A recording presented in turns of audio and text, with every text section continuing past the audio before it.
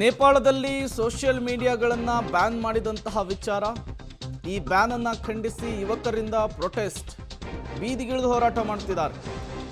ಹಿಂಸಾಚಾರಕ್ಕೆ ತಿರುಗಿದೆ ಈ ಪ್ರತಿಭಟನೆ, ಸಾವು ನೋವುಗಳು ಕೂಡ ಆಗಿತ್ತು. ನೇಪಾಳ ಸರ್ಕಾರದ ವಿರುದ್ಧ ಕಠ್ಮಂಡುವಿನಲ್ಲಿ ದೊಡ್ಡ ಮಟ್ಟದ ಆಕ್ರೋಶವನ್ನು ಹೊರಹಾಕ್ತಾ ಇದ್ದಾರೆ. ಹಿಂದೆಲ್ಲ ಅನ್ನ ಸಿಗ್ತಿಲ್ಲ, ನೀರು ಸಿಗ್ತಿಲ್ಲ, ಉದ್ಯೋಗ ಸಿಗ್ತಾ ಇಲ್ಲ ಅಂಥೇಳಿ ಈ ರೀತಿಯ ಪ್ರತಿಭಟನೆಗಳನ್ನು, ಹೋರಾಟವನ್ನು ನೋಡ್ತಾ ಇದ್ವಿ. ಈಗ ಸೋಷಿಯಲ್ ಮೀಡಿಯಾ ಇಲ್ಲ ಅನ್ನುವಂತಹ ಕಾರಣಕ್ಕೆ ನೇಪಾಳದ ರಾಜಧಾನಿ ಕಠ್ಮಂಡುವಿನಲ್ಲಿ ಸಾವಿರಾರು ಸಂಖ್ಯೆಯಲ್ಲಿ ಯುವ ಸಮೂಹ ರಸ್ತೆಗಿಳಿದು ದೊಡ್ಡ ಮಟ್ಟದಲ್ಲಿ ಸರ್ಕಾರದ ವಿರುದ್ಧ ಆಕ್ರೋಶವನ್ನು ಹೊರಹಾಕಿದೆ.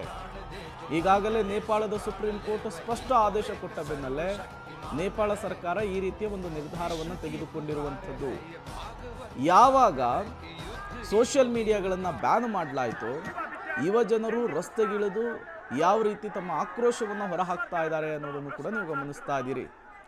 ನಿನ್ನೆ ಇದೇ ರೀತಿಯ ಪ್ರೊಟೆಸ್ಟ್ ಆಗುವಂತಹ ಸಂದರ್ಭದಲ್ಲಿ ಸಾವು ನೋವುಗಳ ಸಂಖ್ಯೆ ಕೂಡ ಏರಿಕೆಯಾಗಿತ್ತು. ಹತ್ತತ್ರ 10-12 ಜನ ಸಾವನ್ನಪ್ಪಿದ್ದಾರೆ ಯುವಕರು. ಈ ಪ್ರತಿಭಟನೆ, ಈ ಹಿಂಸಾಚಾರ ಮತ್ತಷ್ಟು ಮುಂದುವರೆದಿದೆ ಅನ್ನೋದು ಗೊತ್ತಾಗ್ತಾ ಇದೆ. ಪ್ರತಿಭಟನಾ ನಿರತರನ್ನು ನಿಯಂತ್ರಿಸುವುದಕ್ಕೆ ಅಲ್ಲಿನ ಸರ್ಕಾರ ಹರಸಾಹಸ ಪಡಬೇಕಾದಂತಹ ಪರಿಸ್ಥಿತಿ.